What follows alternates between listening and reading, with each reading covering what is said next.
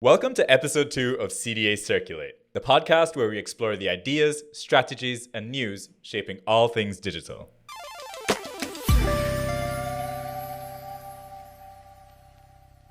I'm Joe, marketing executive here at CDA, and with me I have Bethan. Hello, I'm also a digital marketing executive here at CDA. And if you're joining us for the first time, CDA is a full-service digital marketing and e-commerce agency. We help businesses grow through strategic marketing, content creation, website development, social media management, and more other stuff. And Bethan, you just joined us, haven't you? I have indeed, yeah. Been here about 6 months now. How are you finding it? Yeah, it's really good. It's been an awful lot to learn, but I've thoroughly enjoyed getting to know the team at CDA and getting used to everything. So yeah, it's been really good fun. Yeah, it's like really fast-paced and very much so. a lot to get thrown into, isn't it? Mm-hmm. Keeps me busy every day, which I like. Yeah, hopefully fun. Yes, very much. Nice. Right. So the topic of today's episode is the power of people-led content. Mm-hmm. So what does it mean when we say people-led content? People-led content is, it's an interesting topic really, but the main focus is having a person in front of the camera rather than just sort of a generic branding for your business. You'll see it a lot with brands nowadays. They're starting to use more people, so they'll use their marketing officers. Yeah. They'll have social media content creators, or they'll even use people outside of the business. So they'll use influencers or consumers of their products to talk about their business, what they're selling, and using that as a new form of promotion. Yeah, it's what we do internally, isn't it? Yes, if you follow our other socials, you will see myself and Joe quite a lot. Everywhere, all the time, always talking. Mm-hmm. Can't get me to shut up. But it works, and that's why we do it. Yeah, it's kind of just like, something that takes a brand's marketing to the next level, I always find, is when you make that jump from graphics with stock images or even AI generated images. Oh, yeah. I can spot an AI generated image from a mile away now. Especially when it's a person and it's AI generated, and they're always like... There's always something not quite right with the picture. And if you spend more time looking at it, you start to notice all these different things that are wrong. And it just feels fake. I don't know, maybe if that's just me because I've been fine-tuned to... No, I 100% know what you mean. And it's like, I also had the same thought. It's like, is this just in my mind? But the research shows that people respond better to images of other people, real people, something you can tell is authentic. So yeah, like I was saying, I feel like a brand makes, when a brand makes that jump from, you can have really like well-designed graphics and stuff like that on your website, on your social media.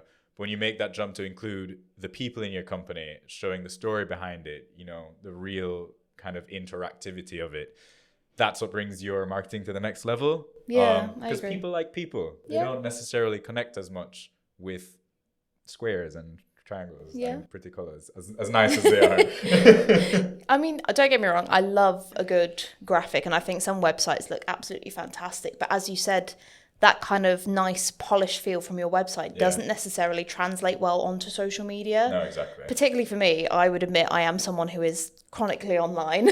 I spend a lot of my time doom scrolling through TikTok and Instagram, but I actually find it really quite useful. When I'm looking for information now, I will tend to go towards TikTok more than I would go towards Google. Yeah. Whereas maybe 10, 15 years or so when I was back at school, if I was researching something for homework purposes, it would be a Google search. Yeah. Whereas now I'm thinking, okay, I wanted to make, I baked a cake the other week and I wanted to find some really nice cake recipes to make something a little bit different.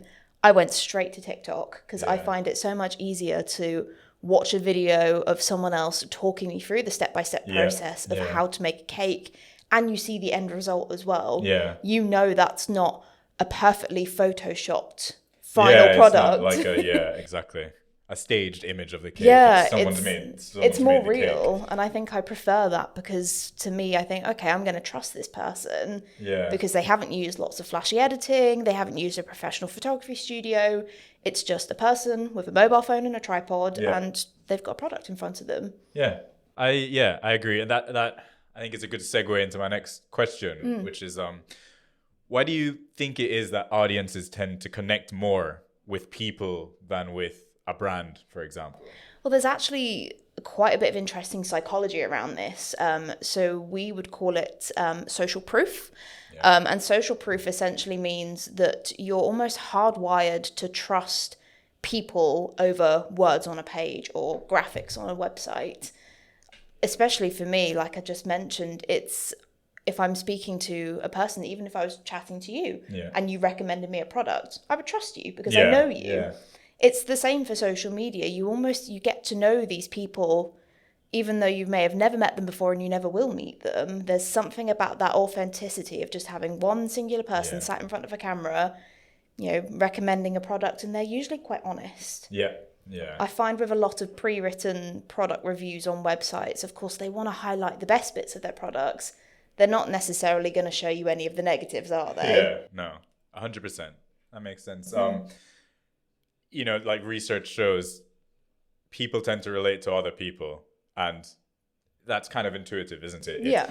We're a social species. We are, our brains have adapted to interacting with each other, not necessarily with words on a page or with a brand. There are brands that have that level of connection. People trust Apple a lot. Google people trust. But still behind that is an element of the personage of it. People of Apple, they think of Steve Jobs and then Tim Cook and then the new CEO. Google, not so much. No, I think that's probably why yeah. I've steered away from Google a little bit now. I don't know who's running that page. I feel like I don't trust Google almost as much as I would do finding something on social media. Maybe that's something of my particular generation, sort of growing up with social media, as it were. I think when I was younger, social media was not quite at its prime. But I've seen it. I've seen it grow, and I think because I've grown up alongside social media and watching people create, human-led content. That to me, that's the natural process of me finding information now. You made me think of slight tangent, but when I must have been like 13 or 14, I downloaded Instagram. I got my first iPhone. My first iPhone was the iPhone 4S. I had an iPhone 4 as well. That was the best day of my life. I remember downloading Instagram on the iPhone and showing it to my best friend at the time, and I was like, dude, everyone's going to be on Instagram where, this is going to be the next thing. This is going to be like bigger than Facebook. And he was like, what do you do on it? I was like, you post pictures, like the little square images at the time, and everyone put the filters on them. And I showed him and he was like, what, like pictures of random stuff? I was like, yeah, it's great. It's so fun. Anyway, here we are now. I think as a generation, we are just, we're inquisitive. We want to know what people are getting up to in their everyday lives. Share what we're getting up to, It's a nice way to communicate with people. Most of my family are on some level of social media. So if I don't get to talk to them every day or see them every day, that's another way of me sharing my content. And I think brands in particular now have really picked up on the fact that, I did some research and there are 5.79 billion active social media users at the minute. What? So that's over 70% of the Earth's population is on some form of social media, which is crazy. I mean, I guess you have like bot accounts and like... They do, accounts, so those numbers are never going to be 100% accurate, but... That's crazy. Yeah. So that's where brands have gone, do you know what? I think this is the way forward with marketing. We're perhaps steering away from your traditional billboards that you might see on the road somewhere to having paid ads on Google and Meta and leaning on influencers and content creators to get your products out there. That made me think of something else about, the power of people-led content as well. Because as you said, there are a lot of people on social media. I didn't realize it was quite that many. No, neither did I. There are a lot of people on social media, and there are a lot of brands on social media. It's been around for a while now. Almost 2 decades, more than 2 decades. In some cases, Facebook was 2009, something like that. Anyway, a long time. And brands have been on social media for a long time. And it's like really easy to get into it. So it's like, how do you stand out as a brand trying to organically market yourself on social media. And one of the best ways I find to do that is to have people-led content. Yeah, I agree. Because it's a lot easier to create, especially in the age of AI. You see them all the time now. Highly polished graphics, infographics, anything. Like, it's really easy and cheap to make things like that these days. Yeah. What isn't easy and cheap is to put someone in front of the camera. And I know a lot of people are going, I don't want to do that. No. But putting someone in front of the camera and telling your brand story is so much more powerful, because not everyone is going to be able to do that. Yeah. And I think that's really what's going to make the difference now. If you're, a young business, or you're trying to take your social media to the next level, I feel like this is something to really think about. My next question for you is, I mentioned AI a little bit before, and it's obviously bit of a sort of controversial topic there. Yeah, AI. and it's hot in everyone's. Yep. It's everyone. Is you love it talking or you about hate it. It's a bit like Marmite. Very polarizing. You know what? I could go either way on Marmite. Really? Don't hate it, but I mean, no, it's I'm not a fan. Amazing. Yeah. See, I don't. Yeah. That's really interesting. I've never met someone before who is neutral to I know. Marmite. Yeah. Okay, yeah, I've learned something new about you today. I'll have a bit of it. Yeah. I won't put it on my toast, but I do like Marmite crisps. Anyway, my next question for you. Do you feel the same way about AI though? That's the question. That is a great question. A little bit more nuanced in my opinion on AI. It's you can actually go back and watch the first episode. We talk a little bit about how AI is transforming e-commerce specifically. And I talk a little bit about some of the ways in how I think AI is changing technology and our industry. And it is changing a lot. I wanted to ask, has the rise of AI made human-focused content more important? I think I would have to say yes. It's a very interesting topic, because AI, when used correctly, can be fantastic for brands and for businesses. AI can do all of that really long data scraping, so you can figure out and sort of niche down on exactly who your target audience are. Yeah. You can even kind of specify to hyperlocal marketing, so you can look at people in your closest location, you can look at age, you can look at gender. AI can really help boost businesses with that. But I think the problem that some brands and some businesses kind of slip into with AI is it can do everything. Yeah. It can't. It's still very much learning. And it will never quite be the same as authentic people-led content. As I mentioned earlier, I'm quite well versed at sort of picking out what is AI content versus what isn't. Yeah. And I'm less inclined to go and engage with it. I'm not going to engage with AI content. I know a lot of people have very, very strong negative opinions on AI. And I kind of do agree from a creative standpoint.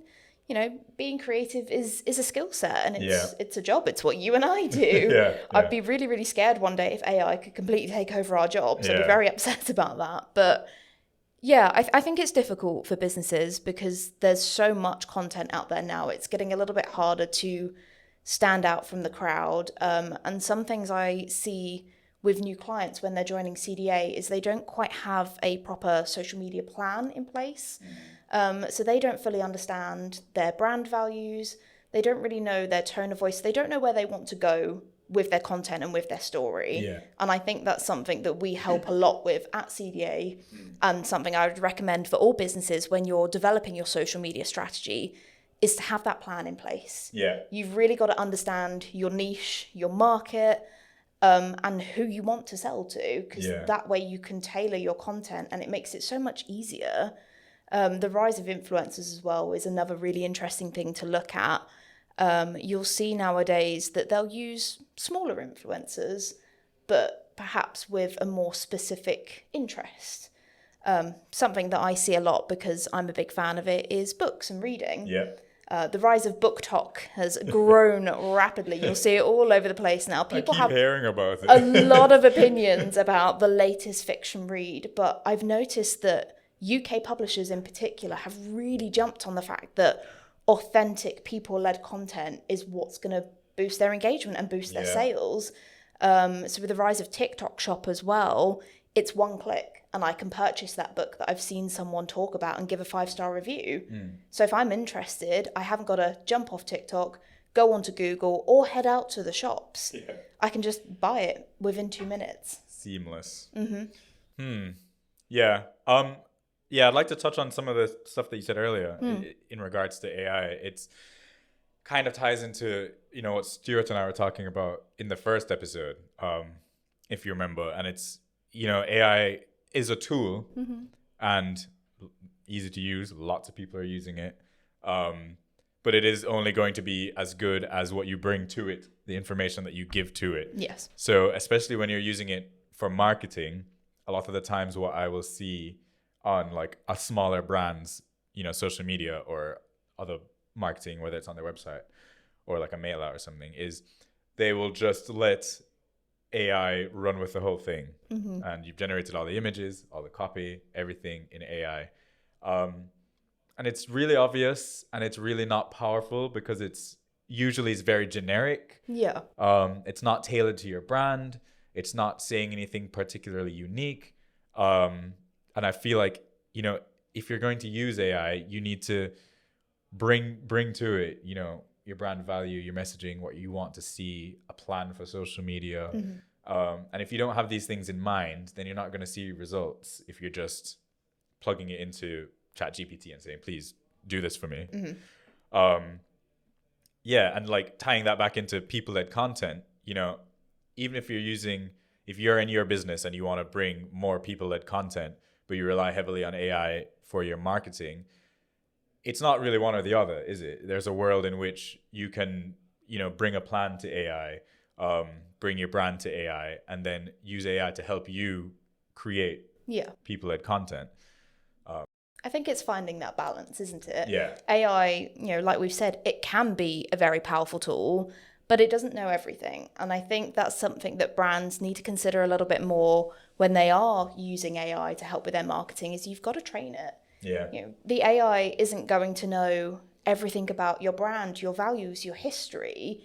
I think that's something, again, you've got to, just give it that little bit more information, but you need to take a step back before you even start using AI and think about what your mission values are. What do you want to achieve by being active on social media and by using all of that marketing? What are your brand goals? Yeah. And you can input that information into AI to help you. But like you said, I don't think brands should necessarily be relying 100% on AI. They need that people-led content, but they also need a person behind the strategy to really move it forward. Yeah, 100%.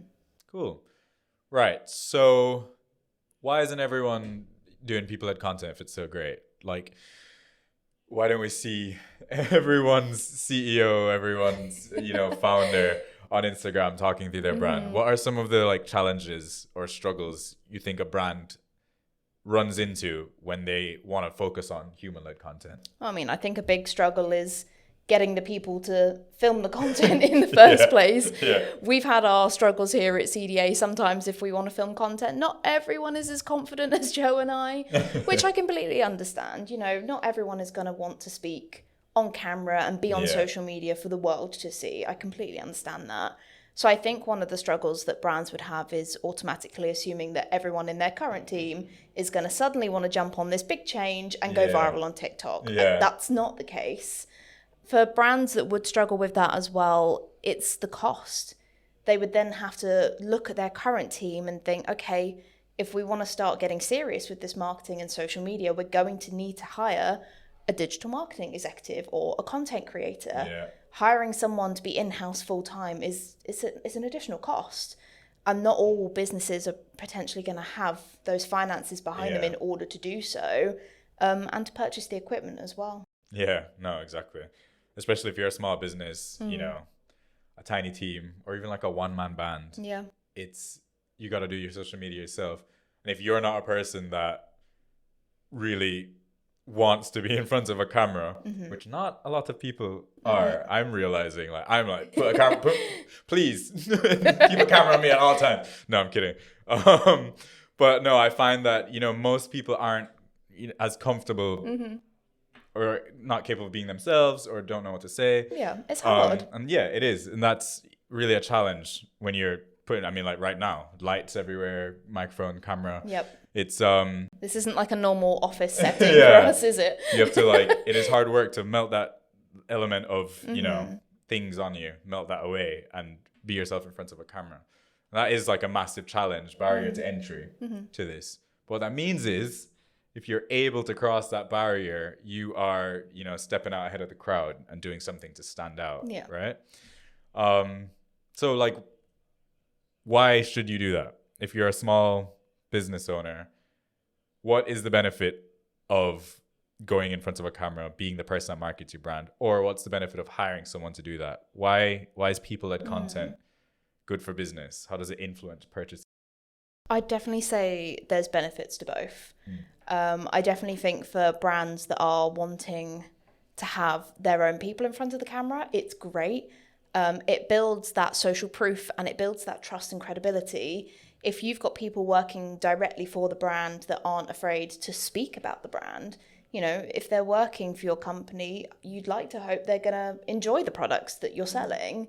And for people who are potentially going to purchase those items, they want to see that authentic content, but they also want to learn about you. They want to learn more about where the brand started, how you've grown, how you've developed, who's on your team. Yeah. You know, something that I really, really like watching is behind the scenes, like day in the life content. I love stuff like that.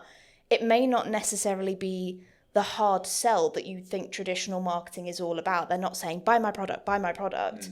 They're just saying, come and join me for a day in the office or a day in the warehouse.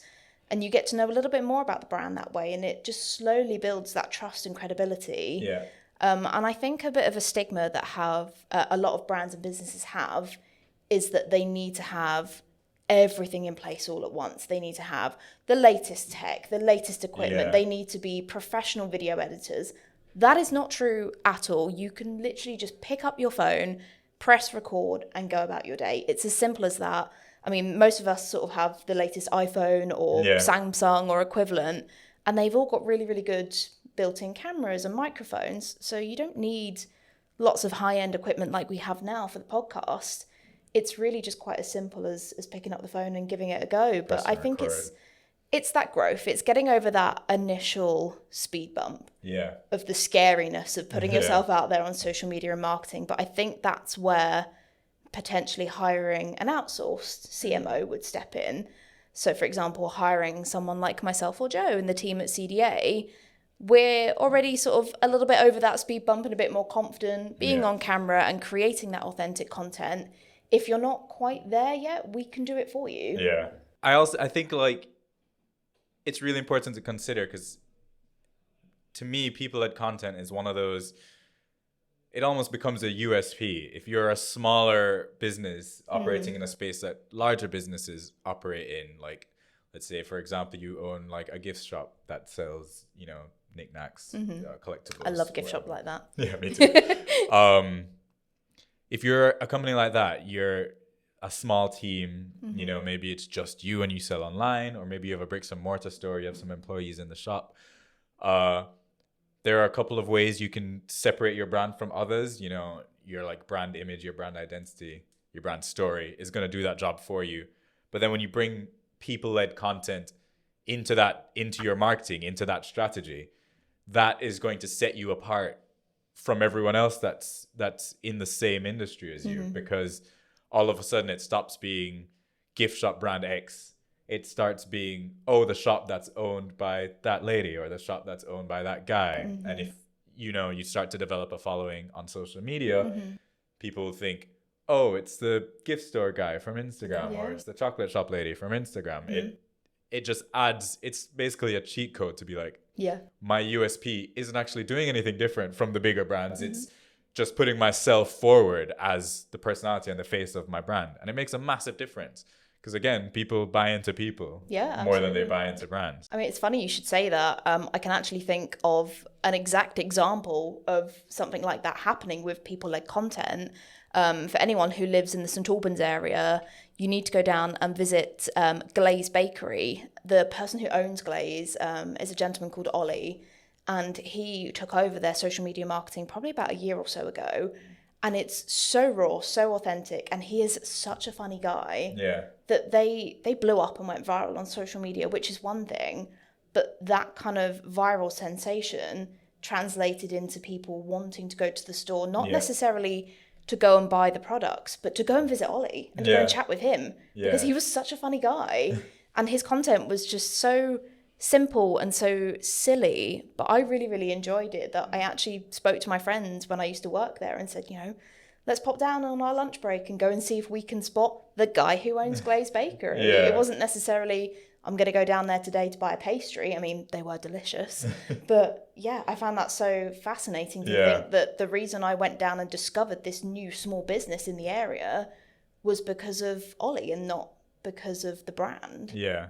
And it's, I mean, in some ways, I'd even say the brand starts to blend, doesn't it? Yeah. It stops being just the brand and starts being the people in the brand, in a way. Like you said, Ollie became the Glazed Donuts brand. And that's really, really powerful because, everyone wants to be like Apple. You say Apple and everyone's like, it's great. I love Apple. And like, you just have this sense of loyalty to like a massive corporation for some reason. And it's actually easier to do that when you've got a face to feel loyal to. Yeah. Because it's easier to like a person. And again, that's just like, just trying to drive home, like that's why it's so powerful, because of stories like that. Exactly.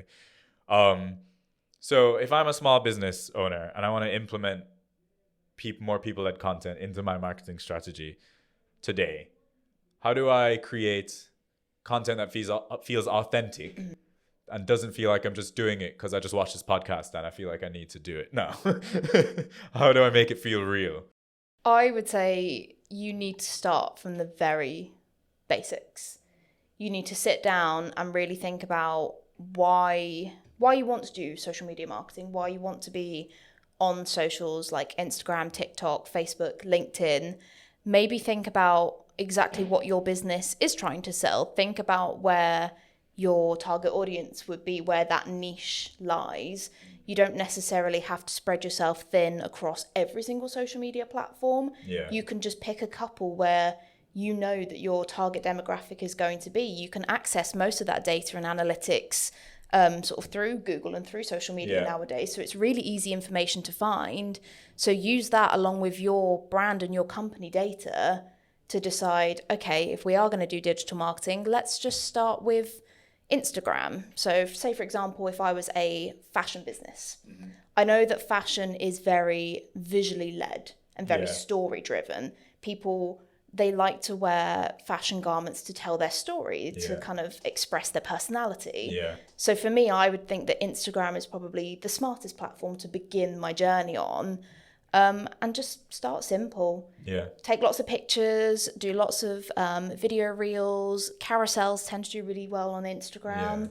And just having that kind of authentic feel to it. It doesn't need to have lots of music, lots of graphics. It doesn't need emojis flying all over the screen. Just keep it simple. I agree. I feel like the important thing here is that it's the value behind your content, even when you're doing people-led content. I know we've been saying this whole podcast, it's about the people, and it is, but you need to also have, the story behind it, the brand behind it, the value behind it. It's all well and good you and I coming on here and we're from CDA and this is our people-led content because we're people and we're in the content. It's not just that. It's, we are embodying CDA while we're speaking. We are, the words that we use, the language, what we talk about, how we talk about it.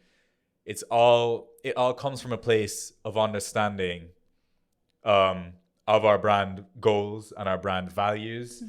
And the only way that you can do that is if you have those things in place. So we start with the why. It used to be written on the wall here, actually. We start with the why. And when you have the why, you can create all these ideas around the brand and what your brand is. And when you do that, then your people-led content, all your content really, stems from that. And then when you bring the people into it, hopefully the people you're bringing into your business understand and embody those values and the idea of your business.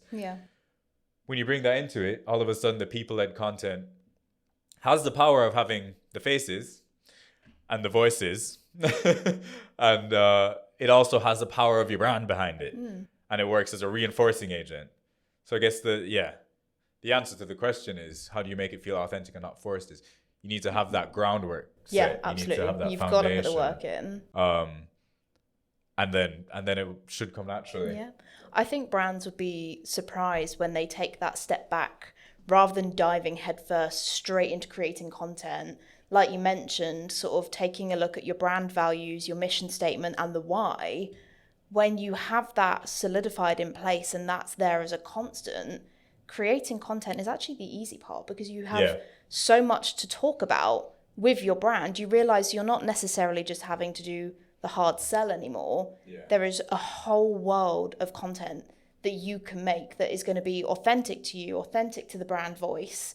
And actually, it will probably pleasantly surprise you as to just how well that level of content would perform against something that's overly polished and professional. Yeah. Do you have any ideas? What if your employees don't see themselves as content people? Like, what if no one wants to be in the videos and everyone's like, oh my God, don't put the camera on my face?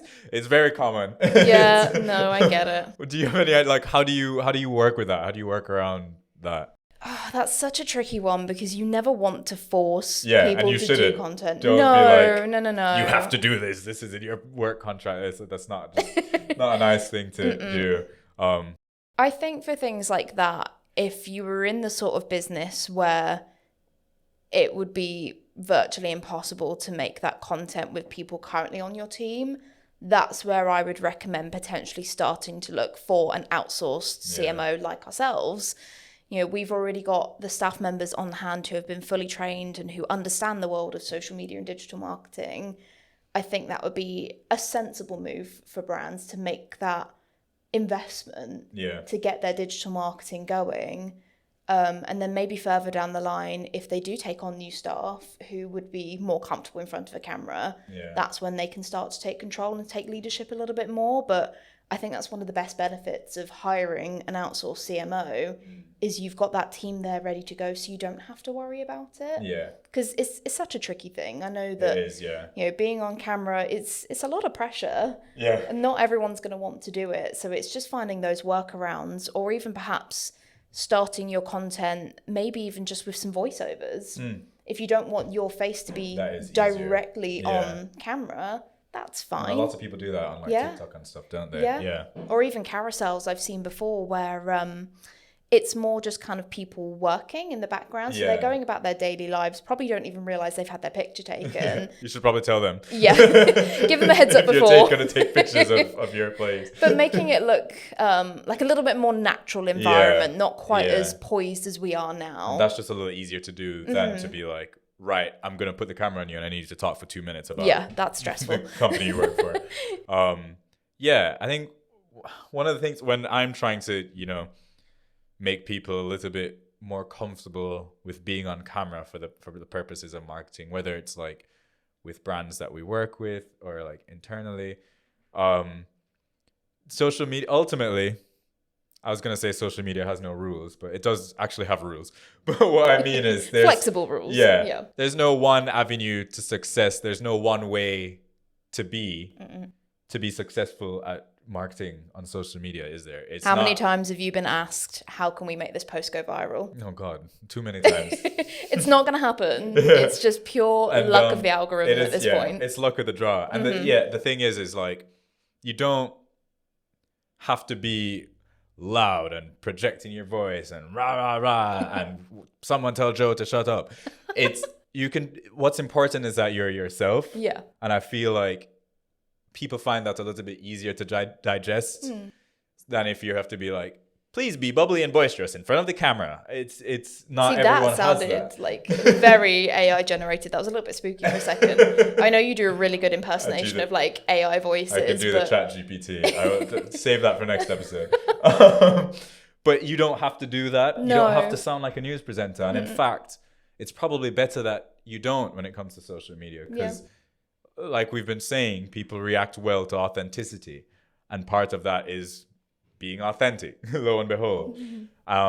So yeah, if you're finding it that you're trying to make people-led content in your business and your employees are like, well, I can't do that. I'm not like that. Or I just don't have that in me. It's not about being a presenter or like an actor or like a massive personality. It's about being authentic. Yeah. And hopefully people find that a bit easier than the alternative. Yeah. It's removing that pressure, isn't it? I think probably something that I would recommend for businesses who maybe perhaps had employees that were a little bit shy, do something simple like a company Q&A. Because that way, you know that they're not going to have to think of a script in their head. Literally just ask them simple questions about what's their job role, what do they love most about working for the business. Yeah. And you'd be surprised as to like how naturally people are actually confident able to people come out. across. Yeah. 100%. Right. That actually leads me into the next and final bit, which is the golden nugget. If you take one thing away from this podcast, this is what you came here for. And I have some here as well, some written down. What are some easy ideas for people-led content that most businesses would be able to use? Shall I list mine off? Yeah, you go for it. Yeah. So these are just a couple of post ideas that you can take away and generally should work for your business. And it's just like an easy way to get some faces on your social media. So the first one we have is, one that we really love to see and we really love when businesses do is meet the team posts. Yep. Depending on your brand, you can make this as playful or as serious as you want. It can be a meet the team post that is like, this is what this person does. These are their skill sets. This is what they bring to the team. Or it can be like, wild and wacky. Here's our crazy team. And these are all the fun people here. But it just does a good job of introducing your company to your audience on social media and putting a face to the brand, which is what people-led content is about. Yeah, right? Absolutely. I love that idea. Yeah. My next one is Day in the Life.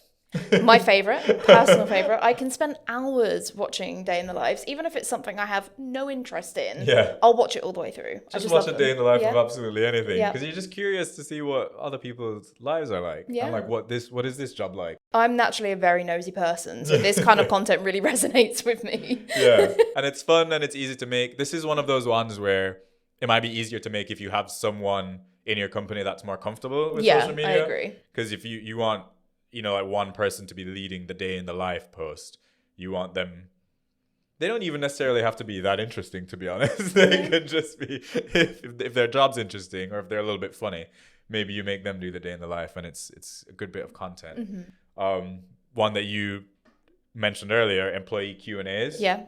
Ask them questions about what it's like to work at your company, about the brand, about anything. Again, depending on how serious or how unserious you want to take yourself on social media, that obviously comes down to what your brand is and what what you're trying to put forward as your brand, your tone of voice, that kind of stuff. But your questions could be anything. This is another way just to get the faces of your company in front of more people. Yeah, absolutely. And the last one is insights from the founder. So this is like why your company started. Start with the why. Updates about your company, like what's going on, like did you guys win an award, are you guys growing, you hiring more people? If you put like the founder behind the company, it's great for your audience in terms of potential customers. It's also great for anyone who wants to maybe work at the company. Yeah, can see what's going on, they can see what it's like. It's just a strong thing to do on your social media all around, I think. Yeah, it's funny you should say that. When I applied for the job here at CDA, the first thing I did is I jumped on your socials and I wanted to see what you guys did and what you're up to. Thing. And the first person I saw was Joe.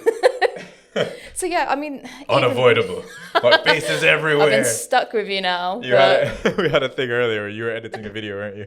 And I was like working at my desk and then I heard my own voice. I was like, oh my God. It's constant. I've never had to, this sounds so vain, but I've never had to stare at myself so much as I have since working here. Yeah. So that's maybe another little speed bump for businesses to get over.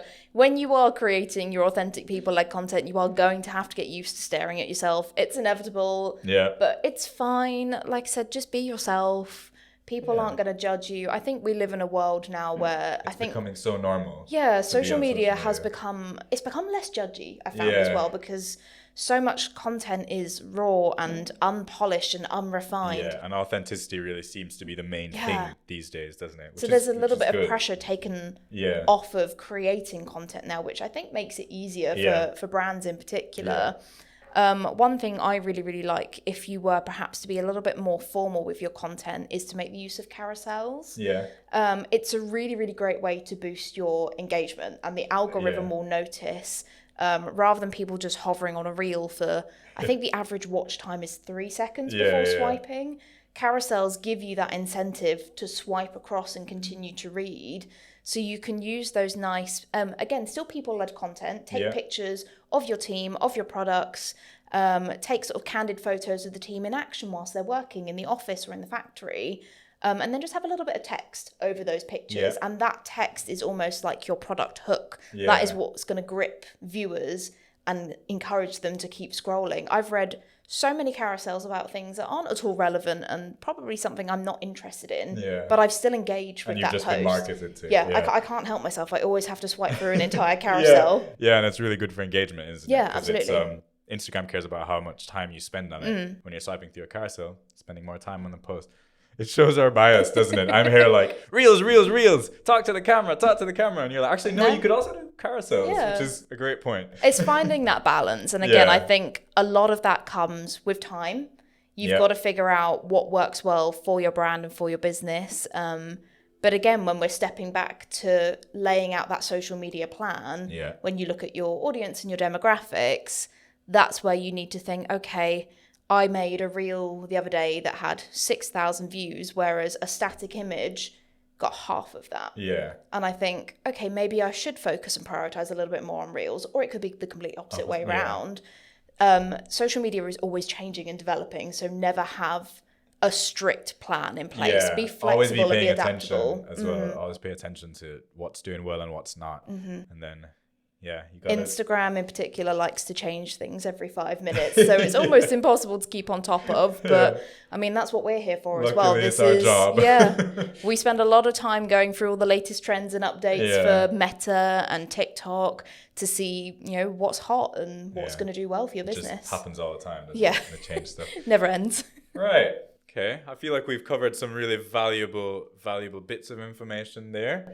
Hopefully our viewers feel a little bit more comfortable with, knowing what people-led content is, why it's like a good strategy to implement in your brand, and how it can be really, really powerful, especially for a small business trying to bridge that gap between yourself and larger businesses. It's definitely something to think about. Yeah, I agree.